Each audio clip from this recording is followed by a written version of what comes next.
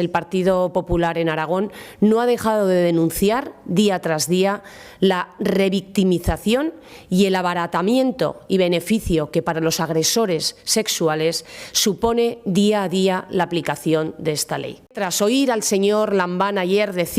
manifestar de una forma muy liviana que con esta ley se hizo mal, eso es todo lo que le hemos oído al PSOE de Aragón con respecto a esta ley, nuevamente cayendo en una gran incoherencia cuando del gobierno de Lambán lo que hemos oído de manos de la directora del Instituto Aragonés de la Mujer es que esta ley suponía un avance y que da seguridad jurídica a las mujeres. Lo que debería hacer el señor Lambán es, por lo menos por la dignidad de las víctimas, cesar